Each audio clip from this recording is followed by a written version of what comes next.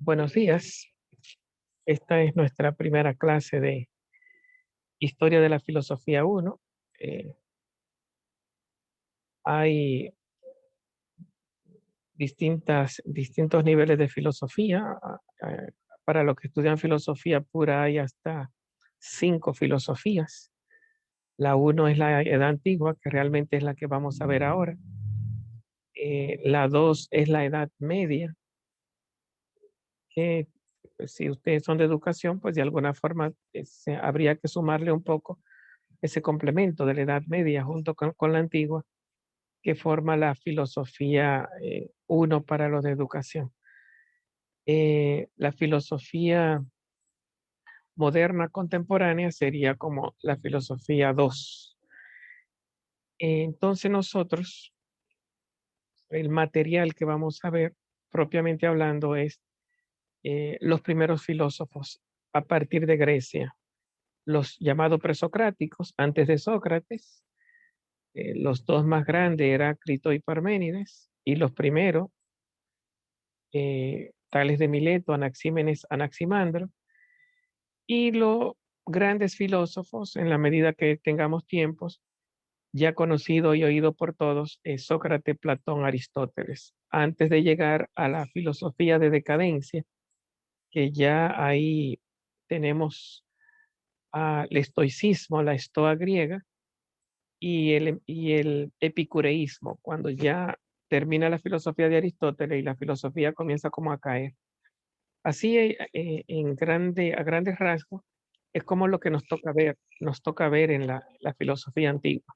Los presocráticos, los áticos, que son Sócrates, Platón y Aristóteles, y la filosofía de decadencia, con la escuela presocráticas menores, donde mencionamos ahí a los estoicos y a los epicúreos. Epicúreos. Esa es nuestra materia, nuestro tema. ¿Cómo vamos la modalidad de dar la clase? Antes de entrar a la metodología, pues bueno, vamos a empezar a las 8. Un 8, 9. A las 9, antes de las 9 termino porque la grabación de Zoom me dura unos 40 minutos. Entonces yo daré el tiempo en que Zoom me soporte las clases, que será cerca de 40 minutos. Entonces, una vez yo dé la clase, pues el video se lo estaré subiendo al grupo de WhatsApp para que puedan darle seguimiento y no se pierdan lo que hemos estado diciendo, reflexionando en este entorno. Entonces, eso con respecto a la modalidad, tenía que decir dos cosas. La hora de la clase, 8-9, y con respecto a la modalidad, el que voy a ir grabando, estos videos yo los subo a YouTube y lo voy a ir subiendo a la plataforma al grupo de WhatsApp. Con respecto a las notas, que es una pregunta que siempre sale y que está urgente siempre en un buen grupo de estudiantes, ¿cómo yo voy a sacar las notas o la calificación? Serían 3 notas de 30 puntos y una de 10 puntos. 30, 30, 30 y 10, ¿no? Entonces, los primeros 30 puntos, hoy no sé si lo tenga que tomar en cuenta porque no tenían, tal vez hoy no lo tomo en cuenta porque no tenían información de que íbamos a empezar a las 10. Yo creía que lo había subido al WhatsApp, pero parece que lo hice con otro grupo, fue el cambio de horario. Pero los primeros 30 puntos serían de asistencia a este entorno de clase. Basta que usted se haga presente acá en el entorno, yo voy a estar pasando la lista siempre antes de iniciar la clase y cuando termine la clase, según mi costumbre. Más seguro cuando entro que cuando termine. Entonces, al entrar, pasamos la lista. Eh, la ausencia a este entorno de clase, pues serían unos 10 puntos, 30 puntos, bueno, 30 puntos si falta todas las clases, cada asistencia serían 3 puntos. Cada inasistencia sería 3 puntos menos. Eso con respecto a la asistencia a la clase. Los otros 30 puntos, recuerden que son 330, ¿verdad? Otros 30 puntos son los apuntes. Usted tiene que, la clase que yo voy dando, siempre voy como respondiendo algunas preguntas en medio del proceso. Entonces usted busca el videíto, si usted es lo suficientemente hábil de ir entendiendo cuáles son las preguntas que el profesor está respondiendo, qué pregunta el profesor se está haciendo en las clases y qué respuesta le da. Si usted es lo suficientemente hábil, pues usted recoge esas preguntas y da la respuesta que dio el profesor. Entonces, esa recopilación, que son los apuntes de clase, si no lo puede captar en las clases, pues después consulta el video que yo le voy a ir subiendo a WhatsApp, al grupo de WhatsApp vía YouTube. Entonces, usted va recopilando y ese amontonamiento no tiene que ser muy abundante. Lo que yo tengo que ver es la secuencia, que usted eh, eh, siguió las clases, entendió las preguntas y entendió la respuesta que yo di. Esa secuencia, al final, usted me la va a enviar a un correo electrónico que es el de la UAS, ¿verdad? M. Astacio, Martín Astacio, 29 @UAS, ya se lo daré mal paso en su momento, .edu.do.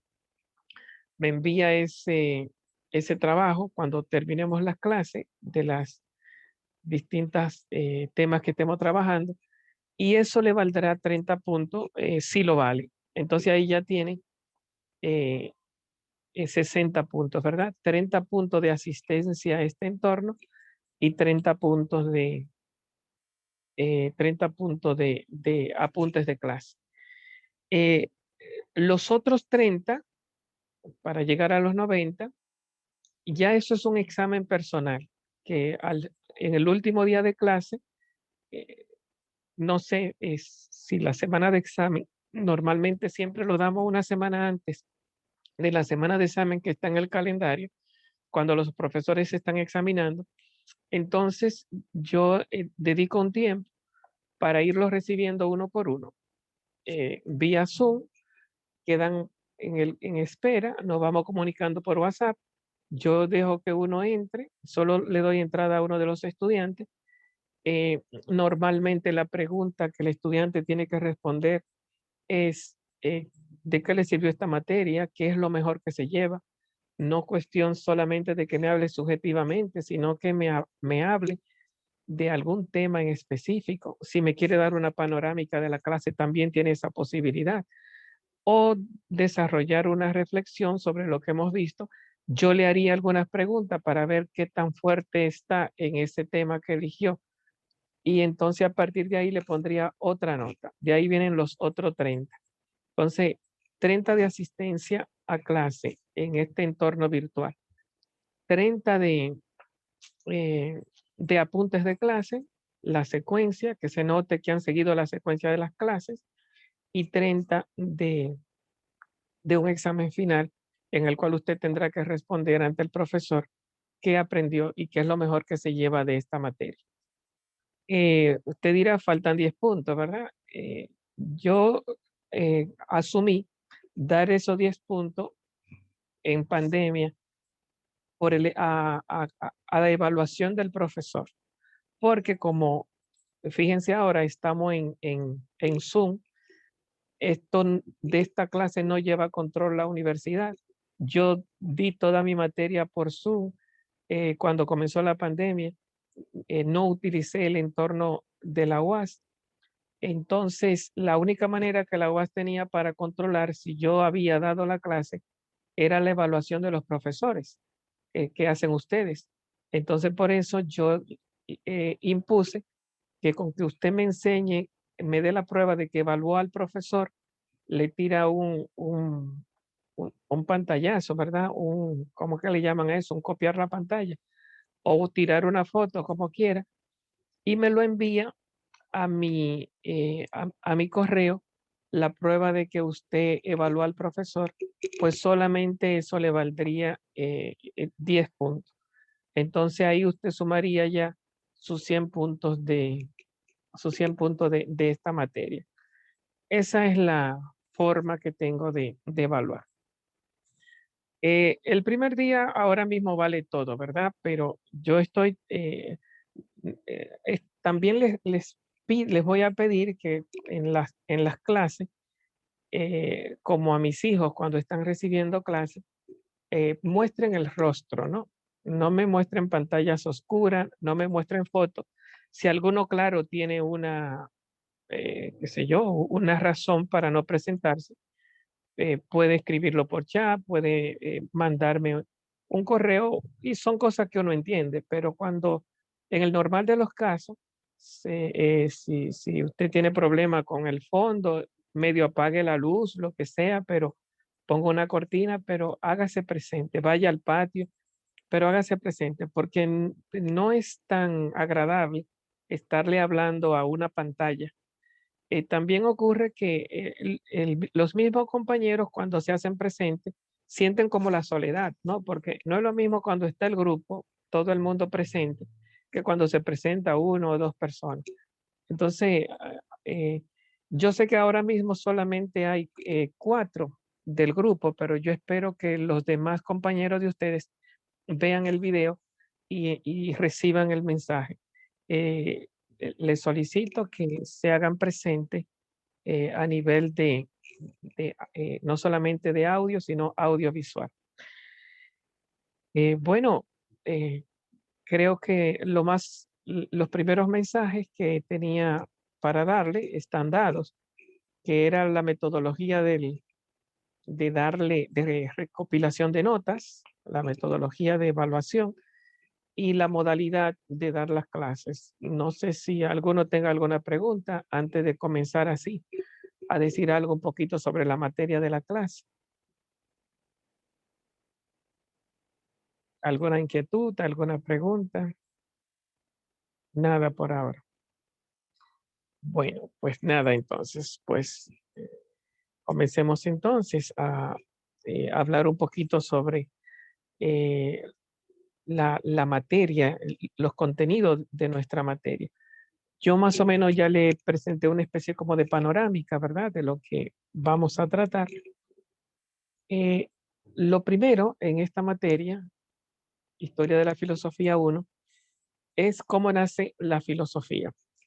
Eh, ¿qué tiene esta materia eh, como unidad de fondo? La materia llamada Filosofía 1, ¿qué tiene como unidad de fondo? Tiene lo que se ha llamado en filosofía el cosmocentrismo.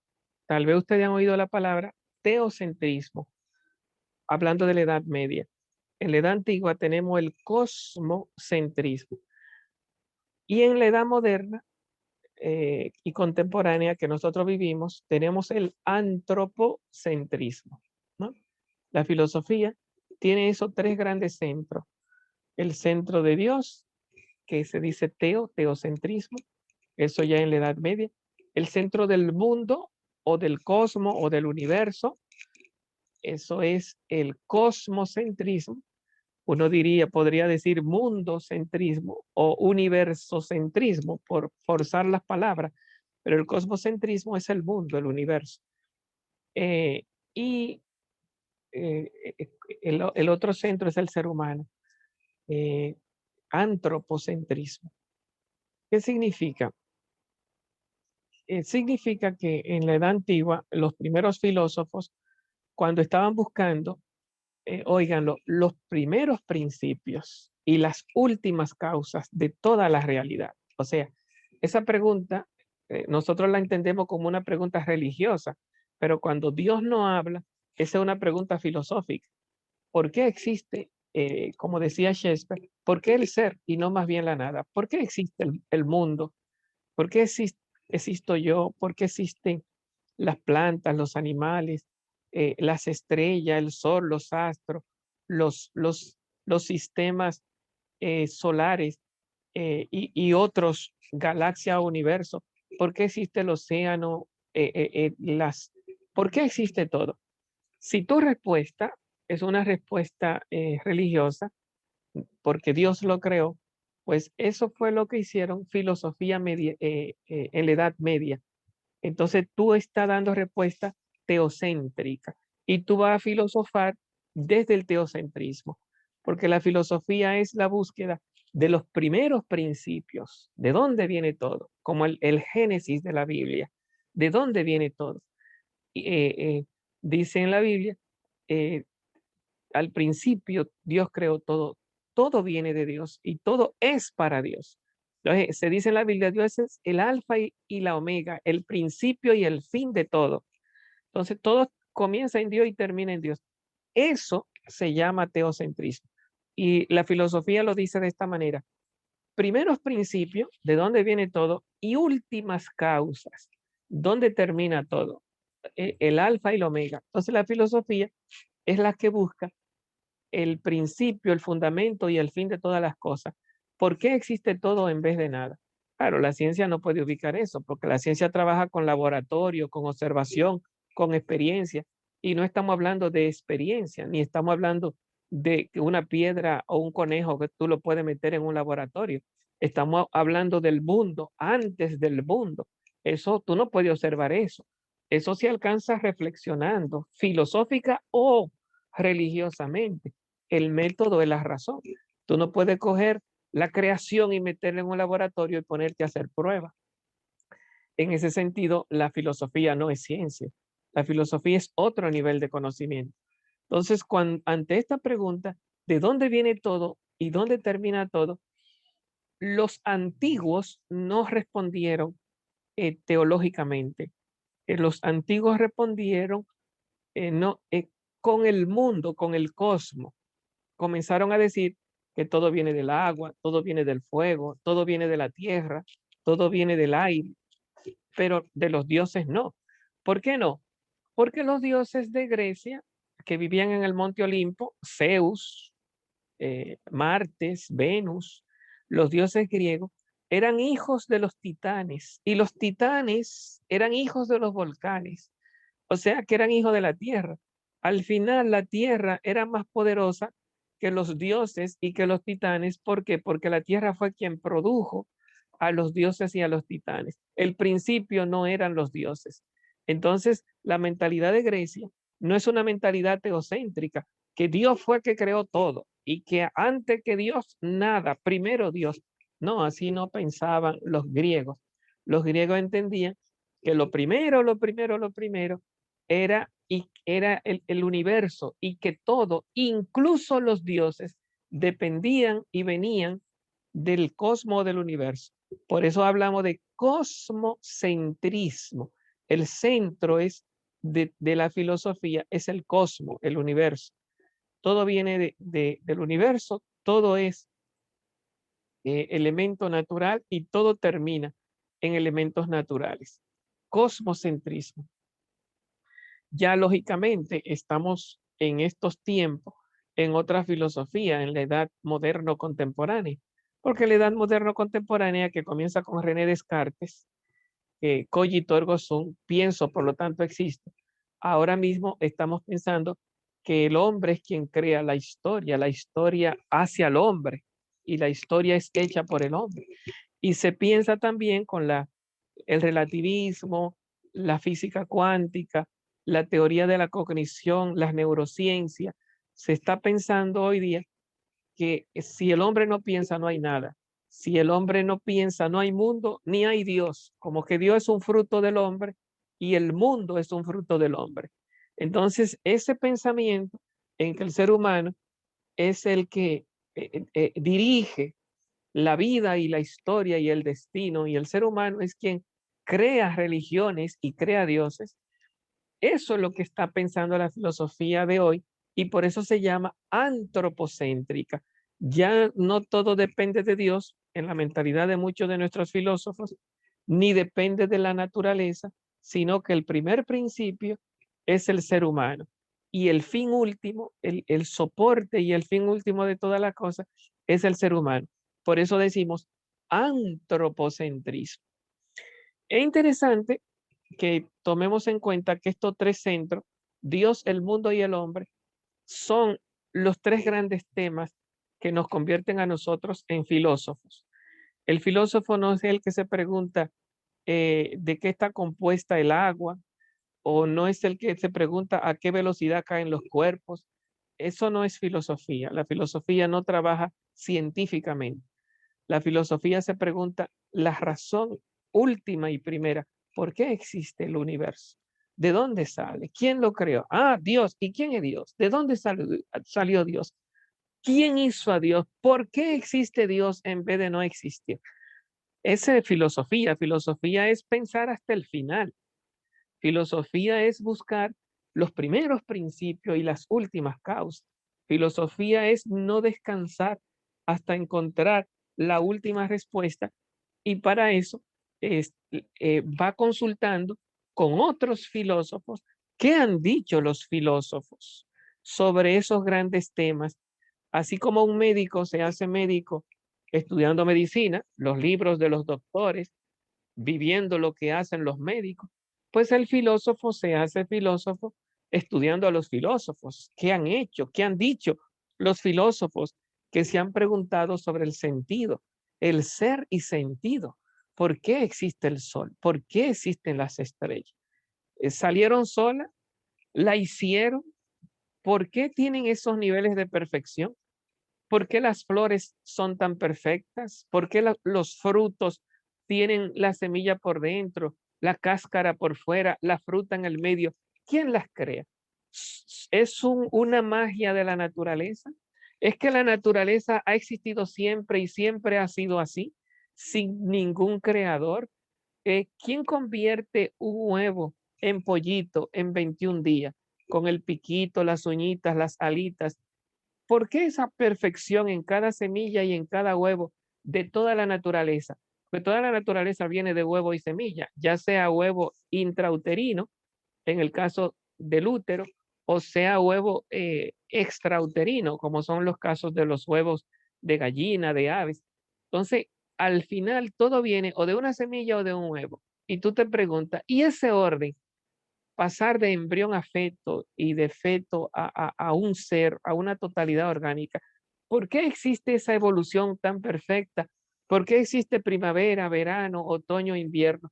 Eso no es ciencia, eso es filosofía. ¿Por qué el mundo? ¿De dónde viene ese orden? ¿Por qué existo? ¿Por qué existe el universo? ¿De dónde viene todo esto? Si supones a Dios, ¿de dónde viene Dios? ¿Por qué existe Dios en vez de no existir? Si no lo supone, entonces estarás eh, buscando principios en esta misma naturaleza. Bueno, entonces repetimos que eso no es ciencia. Estamos en las preguntas de los grandes temas que explican el ser y sentido del universo. Repito que hoy día son más fáciles, son respuestas religiosas. Si las responde la Biblia o el Corán, en el caso de los musulmanes, o la Tanakh, la Biblia judía, eh, en el caso de los judíos, si se responde con la revelación, entonces ya no se está respondiendo con la razón, sino que se está respondiendo con la fe. ¿Ah? Eso es palabra de Dios. Y tú lo entiendes, lo ha demostrado mentalmente. No, pero Dios lo dice y yo creo en Dios. Si lo dices así, entonces ya eso no es filosofía. Es el mismo tema filosófico, pero el método que tú utilizaste para encontrarlo no fue el método de la lógica, de la luz natural de la razón. Tú no empleaste la razón para entenderlo, tú empleaste la fe. Como Dios no dice mentira y Dios no puede negarse, y yo creo en Dios, pues aunque yo no lo entienda, yo sé que eso es así porque Dios lo dijo. Eso es palabra de Dios. Entonces, eso se llama, el método es la teología, que lo encontramos muy elaborado, muy perfeccionado en la Edad Media. Entonces, en la Edad Media se perfeccionó el conocimiento teológico. Y en la Edad Antigua, con Aristóteles, Sócrates y Platón, se perfeccionó el método filosófico con la lógica y la luz natural de la razón. Y hoy día, en el antropocentrismo, se ha perfeccionado la ciencia. La ciencia es el método de la observación, del método empírico. El método de la ciencia es medición, medir y observar, medición y observación. Medir estadísticamente, contar, poner límites y observar que esté a la vista, que haya prueba, como decimos nosotros. ¿Dónde está la prueba? ¿Dónde está el testigo? ¿Dónde está el que confiesa que hizo eso? O el testigo que lo vio. Así es que nosotros pensamos hoy científicamente, buscando pruebas sensibles. Cuando digo sensible, vista, oído, gusto, olfato, tal. Así es que nosotros pensamos hoy con el método del tacto, de la vista, con el método de la experiencia sensible. Los filósofos no pensaron así. Los filósofos pensaron con el método de la luz natural de la razón. Y los teólogos no pensaron así en la Edad Media, sino que los filósofos pensaron, los teólogos pensaron con el método de la fe. Entonces, como estamos en filosofía 1, ¿cuál es el, ¿cuál es el centro? Porque esa fue la pregunta que yo hice primera. ¿Qué es lo que unifica a toda la edad antigua, la filosofía que vamos a ver? Ya le hemos respondido, pero lo vamos a reafirmar. Lo que tiene de unidad es el cosmocentrismo. Todos los filósofos que vamos a ver, desde Tales de Mileto, Anaxímenes, Anaximandro, Heráclito, Parménides, pasando por Sócrates, Platón, Aristóteles, hasta llegar a la filosofía de decadencia, con los estoicos y los epicúreos. Toda esa filosofía de la edad antigua, eso no es teocentrismo. Lo que tiene de unidad temática como tema de fondo es el cosmocentrismo. El principio y el fin de todas las cosas es el cosmos o el universo. Entonces es el tema común de la filosofía antigua, el cosmocentrismo. Claro que no va a ser el mismo cosmocentrismo porque uno va a decir agua y otro va a decir fuego y otro va a decir aire y otro va a decir número. No es el mismo cosmocentrismo, pero todos van a la naturaleza, menos los sofistas. Cuando lo vean, menos los sofistas, pero ni Sócrates directamente, pero todos van a lo que se llama explicarlo todo, a Dios, al mundo y al hombre, con el tema de la naturaleza. Por eso hablamos de cosmocentrismo. Entonces, una cosa es el tema que unifica, que hemos dicho el cosmocentrismo, el cosmos, ¿verdad? Así a nivel amplio. Eso hay que verlo más al paso. Es el tema que unifica toda la filosofía antigua. La otra pregunta es, ¿y el método? Que también lo hemos dicho, porque entonces las preguntas que tendríamos que responder para esta clase, ¿de qué trata nuestra materia?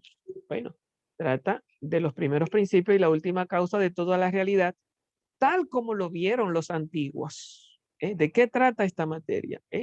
De filosofía, que trata de los primeros principios y las últimas causas, pero no como lo vieron la Edad Media, ni como lo vemos hoy día, sino como lo vieron en Grecia los filósofos antiguos. ¿Cuál es el tema que ellos están estudiando? Todo, Dios, el mundo y el hombre. ¿Qué hay de unitivo en ese tema? El cosmos. Todo viene del cosmos, todo no es más que cosmos y todo termina en el cosmos. ¿Y cuál es el método? Última pregunta de esa secuencia de preguntas. ¿Y cuál es el método con el cual se aborda esa filosofía de la antigüedad?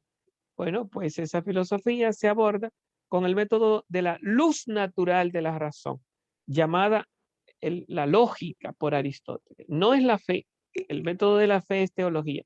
No es la observación ni el método empírico, eso es ciencia. El método que trabajaron los primeros filósofos fue la luz natural de la razón, junto con la observación. Pero ellos decían que los sentidos nos engañan. Lo más importante para ellos era la iluminación con la razón de todo lo que existía en ese mundo antiguo. Bueno, yo creo que las preguntas están dadas y las respuestas también. Eliani,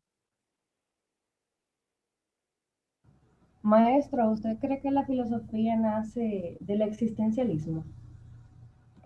de la existencia, porque una cosa es el existencialismo como filosofía, el existencialismo nació, es un grupo de filósofos del siglo XX, después de la Segunda Guerra Mundial.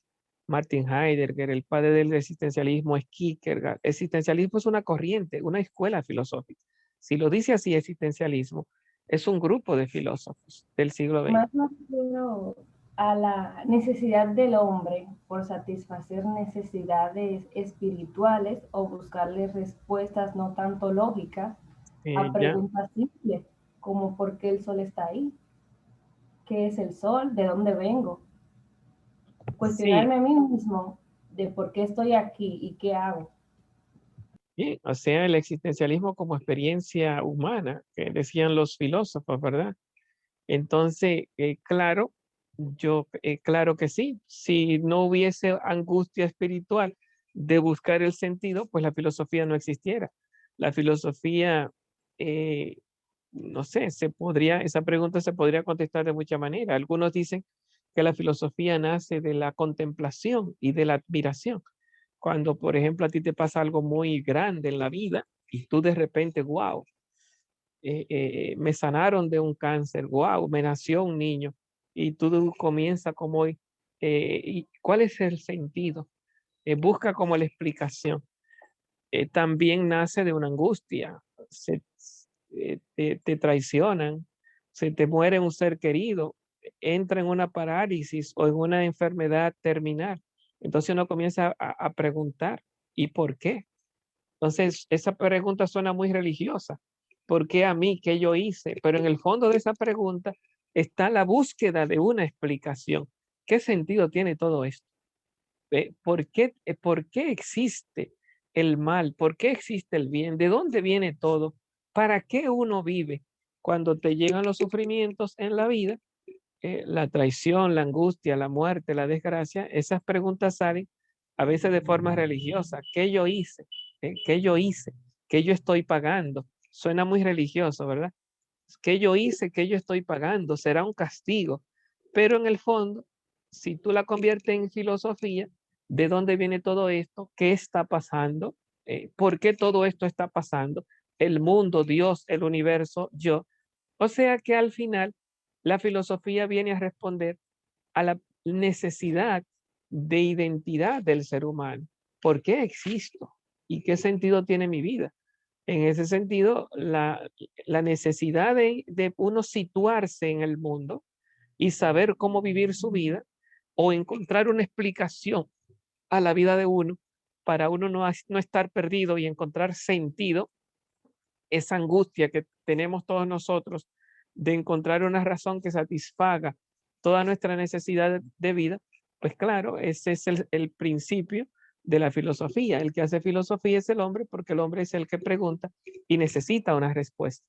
Los animales existen y viven, pero no tienen esa angustia existencial. No se hacen esa pregunta. ¿Por qué existimos? ¿Por qué morimos? ¿De dónde venimos? ¿Cuál es el sentido de todo esto? Bien, eh, nada, vi que entraron algunos más por ahí, nos faltan 2 minutos. Si nos dicen su nombre, no, por lo menos nos dicen presente. Vamos a ver. Aquí voy a mencionarlos, ¿verdad? Por lo menos ustedes conocen alguno, pues lo identifican. Francisco Brito, el que oiga su nombre dice presente. Ya mencioné a Francisco Abreu, Nicole Cuello, Crisma de la Rosa, Nicole. Nicole Cuello presente, Crisma de la Rosa, Eliani ya está presente, Alan Hilaria, Ariadne Jiménez, Leonidas Machuca, Wander Núñez, Joanny Pérez, Giovanni Pérez presente, maestro. Giovanni Pérez presente. Giovanni Pérez. Giovanni, ok. Sí, se escribe con J, Giovanni, pero es Giovanni. Sí. Betisabel Uribe. Eduard Vázquez. Bueno. Nada, van a encontrar entonces en WhatsApp su videíto. Avísenle a sus compañeros, los que lo conozcan. Y recuerden que comenzamos a las 8, la próxima clase, un 8 a 9, los martes. Nos vemos, si Dios quiere, la próxima clase. Adiós. Muchísimas gracias, maestro. Feliz día. Igual, gracias.